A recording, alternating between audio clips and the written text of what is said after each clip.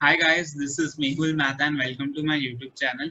इस वीडियो में आज हम समझेंगे कि इफ स्टेटमेंट क्या होता है, इफ एल्स स्टेटमेंट क्या होता है, इफ एलिफ एल्स स्टेटमेंट क्या होता है एंड इंडेंटेशन का क्या कॉन्सेप्ट होता है पाइथन के अंदर। अगर आप ऑलरेडी सी प्लस प्लस या जावा में काम कर रहे हो तो आपको पता है कि इफ एल्स स्टेटमेंट के लिए आप कर्ली ब्रैकेट्स यूज करते हो, बट पाइथन में आप इंडेंटेशन का कॉन्सेप्ट यूज करते हो। तो अपन समझते हैं कि इफ एल्स स्टेटमेंट का सिंटेक्स क्या होता है एंड इंडेंटेशन क्या होता है एंड इसको यूज कैसे करते हैं। तो लेट्स बिगिन। तो बेसिकली जो फर्स्ट चीज है दिमाग में क्या आती है कि इफ स्टेटमेंट होता क्या है एंड इसको यूज कैसे करते हैं। अगर मैं आपको बोलूं कि मेरी कोई कंडीशन है, अगर जैसे ही वो सेटिस्फाई करे तो आप एक सर्टेन ब्लॉक ऑफ कोड को एग्जीक्यूट करना। बट अगर लेट्स से वो कंडीशन सेटिस्फाई नहीं करे तो वो कोड को एग्जीक्यूट मत करना। तो अगर लेट्स से आपके पास ऐसी कोई कंडीशन होती है तो आप इफ स्टेटमेंट यूज करते हैं। मैं आपको एक बार एग्जांपल समझाना चाहता हूँ, तो उससे आपको ज्यादा समझ में आएगा एंड आप ज्यादा रिलेट कर पाओगे। तो लेट्स से अगर मैंने दो वेरिएबल लिए ए एंड बी, मैंने एक ए में वैल्यू डाली 100 एंड बी में मैंने वैल्यू डाली 300। अब मैं क्या करता हूँ, अब मैं कंडीशन डाल रहा हूँ। मैंने कंडीशन क्या डाली, if A is less than B.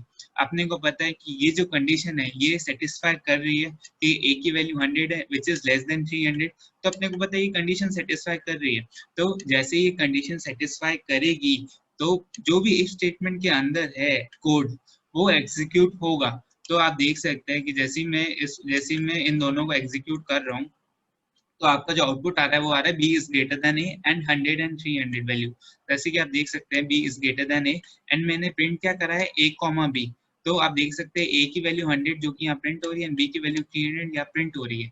तो जैसी कंडीशन सेटिस्फाई कर रही है इफ स्टेटमेंट के अंदर, तो जो ब्लॉक ऑफ कोड है वो एग्जीक्यूट हो रहा है। बट लेट्स से ये जो कंडीशन है ये अगर सेटिस्फाई नहीं होगी तो क्या होता है। तो लेट्स से मैंने अब क्या कर दिया, if A is greater than B.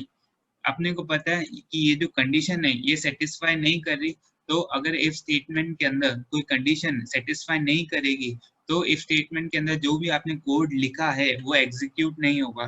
तो आप देख सकते हैं कि जैसे ही मैंने शिफ्ट एंटर दबाया तो कुछ भी आउटपुट नहीं आया, जबकि फर्स्ट केस में जैसे ये वाला जो केस था, जैसे ही मैंने शिफ्ट एंटर दबाया था तो मेरा जो भी ब्लॉक ऑफ कोड था वो एग्जीक्यूट हो गया था। ये तो हो गया कॉन्सेप्ट वाइज। अब मैं आपको समझाता हूँ कि इसको सिंटैक्स इसका क्या होता है इफ स्टेटमेंट का एंड इसको लिखते कैसे हैं। तो जो इफ स्टेटमेंट का सिंटैक्स, उसमें आप क्या करते हैं, आप इफ लिखते हैं, फिर आप अपनी कंडीशन लिखते हैं, फिर आप एक कॉलन लगाते हैं, फिर आप अगली लाइन में आके इंडेंटेशन देते हैं। इंडेंटेशन क्या होता है, तो बेसिकली इंडेंटेशन एक टैब का स्पेस होता है, उसी को हम इंडेंटेशन कहते हैं। तो आप एक इंडेंटेशन एक टैब का स्पेस देंगे, फिर आप अपने लाइंस को लिख देंगे। इसमें आपको एक चीज ध्यान रखनी है, अगर लेट्स से आपने इफ स्टेटमेंट ऐसे लिखा, फिर अगर आपने ये दोनों जो कोड ऑफ लाइंस है आपने अगर ऐसा कर दिया तो ये एक सिंटेक्स एरर जनरेट कर देगा। आप देख सकते हैं एक्सपेक्टेड एंड इंडेंटेड ब्लॉक। इसका क्या मतलब है, इसका मतलब ये है कि पाइथन बोल रहा है कि आपने इफ स्टेटमेंट तो लिखा है बट आपने इंडेंटेशन नहीं प्रोवाइड किया, विच मीन्स आपने टैब का स्पेस प्रोवाइड नहीं किया। तब मैंने जैसे ही टैब का स्पेस प्रोवाइड किया तो आप देख सकते हैं मेरा आउटपुट भी जनरेट हो रहा है। तो इफ का सिंटेक्स आपको आई होप समझ में आया होगा कि आप पहले इफ लिखेंगे, फिर आप कंडीशन लिखेंगे, फिर आप कॉलन लगाएंगे एंड फिर आप एक इंडेंटेशन लिख के अपना ब्लॉक ऑफ कोड लिखेंगे। आप हमेशा याद रखना है, जैसे मैं अगर एक और इसमें कुछ एक और मैं लेट्स से एक ए प्लस बी लिखता हूँ एंड मैं लिखता हूँ let's say C equal to A plus B and मैं प्रिंट कराता हूँ सी। तो तो आप हमेशा याद रखना, आप जितनी भी लाइंस ऑफ कोड लिखेंगे सब में इंडेंटेशन होना जरूरी है। अगर इंडेंटेशन नहीं होगा तो वो एरर जनरेट कर देगा, जैसे कि अपन ने देखा था। तो इंडेंटेशन भी वही बोलता है कि Python relies on indentation white space at the beginning of a line. White space अपन ने देखा, इसी को वाइट स्पेस बोलते हैं। To define the scope in the code, other programming language often use curly brackets for this purpose. अगर आप C++ या आपने जावा पढ़ी हो तो आपको पता है कि if else स्टेटमेंट के लिए आप curly brackets यूज करते हैं, बट पाइथन के अंदर आप इंडेंटेशन का यूज करके इंडेंटेशन ही यूज करते हैं। अब अपन समझते हैं कि इफ एल्स स्टेटमेंट क्या होता है। मैंने आपको बोला कि लेट्स से अगर मेरी कोई कंडीशन है, अगर वो सेटिस्फाई होगी तो इफ स्टेटमेंट के अंदर मैंने जो भी लिखा वो एग्जीक्यूट हो जाएगा। बट मैं कहता हूँ कि अगर मेरी कंडीशन सेटिस्फाई नहीं हो तो तो क्या होगा, तो अगर आपके पास ऐसी कंडीशन है तो अब आप इफ एल्स स्टेटमेंट यूज करेंगे। पहले मैं आपको एक बार एक कोड समझा देता हूँ, फिर अब मैं आपको बताऊंगा कि इसका सिंटेक्स कैसे लिखते हैं इफ एल्स स्टेटमेंट का। तो अपन ने वापस अपन ने एक सेकेंड, हाँ, तो अपन ने दो वेरिएबल लिए ए और बी। अपन ने ए में वैल्यू डाली 20, बी में अपन ने वैल्यू डाली 30। अब अपने को पता है अपन इफ स्टेटमेंट लिख रहे हैं if B is greater than A. अपने को पता है कि हाँ भाई जो बी की वैल्यू है 30 वो ग्रेटर देन ए है, तो अपने को पता है ये जो कंडीशन है ये सेटिस्फाई कर रही है, ये कंडीशन ट्रू है। तो जैसे ही इफ स्टेटमेंट के अंदर कंडीशन ट्रू होगी तो आपका जो भी ब्लॉक ऑफ कोड है वो एग्जीक्यूट हो जाएगा। जैसे कि आप देख सकते हैं इसका जो आउटपुट आ रहा है वो आ रहा है, क्या आ रहा है, print B is greater than A, as it is, ये आउटपुट में आ रहा है। बट अगर मैं कहता हूँ, अगर लेट्स से मैं कुछ चेंजेस करता हूँ अपने कोड में, मैंने ये चेंजेस किए, राइट। अब मैं बोलता हूँ कि यार अब आप देख सकते हैं जो इफ स्टेटमेंट है उसकी कंडीशन जो है वो सेटिस्फाई नहीं कर रही। तो ऐसे केस में जब कंडीशन सेटिस्फाई नहीं करी तो वो एल्स पे जंप कर जाएगा, एंड एल्स के अंदर जो भी लिखा है, आपने एल्स के अंदर क्या लिखा है भाई, प्रिंट क्या करवाना है, बी इज लेस देन ए, तो आपका आउटपुट में एज इट इज वो ही आ जाएगा। तो आई होप आपको समझ में आया होगा कि अगर लेट्स से इफ कंडीशन में, इफ के अंदर आप जो भी कंडीशन स्पेसिफाई कर रहे हैं अगर वो सेटिस्फाई नहीं करी तो जो आपका ब्लॉक ऑफ कोड है वो एग्जीक्यूट नहीं होगा इफ वाला। तो क्या एग्जीक्यूट होगा, जो भी आपने एल्स में लिखा होगा वो एग्जीक्यूट होगा।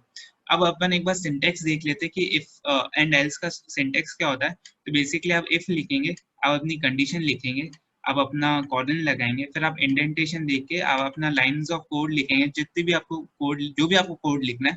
फिर आप क्या करेंगे, फिर आप वापस एल्स लिखेंगे, आप एक कॉलन देंगे, आप इंडेंटेशन देंगे, फिर जो भी आपको कोड लिखना है वो लिखेंगे। आई होप आपको इफ स्टेटमेंट समझ में आया है, इफ एल्स स्टेटमेंट समझ में आया होगा। अब अपन देखते हैं कि इफ एलिफ एल्स स्टेटमेंट क्या होता है। अगर मैं जैसे कि इसमें आप देख सकते हो कि इसमें मैंने एक ही कंडीशन दी है इफ में, if B is less than A. But अगर मैं कहता हूँ कि यार मेरे पास मल्टीपल कंडीशन है, तो आप क्या करोगे। तो जैसे मल्टीपल कंडीशन, जैसे कि भाई बी इज ग्रेटर देन ए, फिर मुझे चेक करना है कि क्या बी ए के बराबर है। तो अगर लेट्स से ऐसे मेरे पास मल्टीपल कंडीशन है तो आप क्या करोगे। तो लेट्स से तब आप इफ एलिफ एल्स का यूज करते हो। तो लेट्स से मैं आपको एक बार एग्जांपल समझा देता हूँ, फिर मैं आपको इसका वो भी समझा दूंगा कि इसको सिंटेक्स, इसका सिंटेक्स क्या होता है, इसको लिखते कैसे। तो लेट्स से मैंने दो वेरिएबल लिए ए एंड बी, एंड मैंने दोनों में इक्वल वैल्यू पुट की, जैसे 300 दोनों में वैल्यू असाइन कर दी। फिर मैं क्या चेक कर रहा हूँ, क्या B is greater than A. अपने को पता है ये जो कंडीशन है ये सेटिस्फाई नहीं हो रही, तो ये जो स्टेटमेंट है, ये जो ब्लॉक ऑफ कोड है ये एग्जीक्यूट नहीं होगा। फिर ये क्या होगा, फिर ये एलिफ पे आ जाएगा। फिर एलिफ पे क्या होगा, एलिफ की जो कंडीशन है वो चेक करेगा, बी इक्वल टू ए। अपने को पता है कि ये जो कंडीशन है ये सेटिस्फाई कर रही है, क्यों, क्योंकि बी की वैल्यू ए के बराबर है। तो जैसे ये कंडीशन सेटिस्फाई करेगी तो आप देख सकते हैं ये जो ब्लॉक ऑफ कोड है ये एग्जीक्यूट हो जाएगा। तो अगर आप जैसे कि आउटपुट में देख सकते हैं A and B are equal, because अपना जो एलिफ वाली कंडीशन है वो सेटिस्फाई कर रही है। अगर लेट्स से मैं यहाँ पे 400 लिख देता हूँ, तो मेरी जो फर्स्ट कंडीशन है, मतलब मैंने कहा कि ए के अंदर 300, बी के अंदर 400, तो बी इज ग्रेटर देन ए, ये जो कंडीशन है ये सेटिस्फाई कर रही है, तो मेरा जो इफ स्टेटमेंट के अंदर है कोड वो एग्जीक्यूट हो जाएगा, जैसे कि आप देख सकते हैं। बट अगर मैं लेट्स से ऐसा कर देता हूँ, तो अब क्या होगा, मैंने अब ए की वैल्यू बी से बड़ी कर दी, तब क्या होगा, अब जो फर्स्ट कंडीशन है इफ के अंदर वो सेटिस्फाई नहीं हो रही, इसलिए ये वाला कोड एग्जीक्यूट नहीं होगा। एलिफ की कंडीशन भी सेटिस्फाई नहीं हो रही, इसलिए भी ये वाला कोड एग्जीक्यूट नहीं होगा। जब इफ एलिफ दोनों की कंडीशन सेटिस्फाई नहीं कर रही है तो हमेशा एल्स स्टेटमेंट में जो भी लिखा होगा वो ही प्रिंट होगा। तो आप देख सकते हैं print A is greater than B.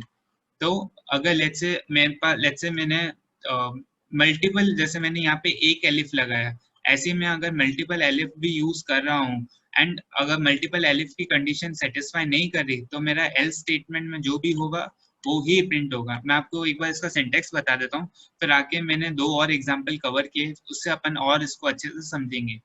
तो इसका सिंटेक्स क्या है कि आप इफ लिखेंगे, फिर आप कंडीशन लिखेंगे अपनी, फिर आप कॉलन लगाएंगे, एंड आप अपना इंडेंटेशन देके ब्लॉक ऑफ कोड लिखेंगे।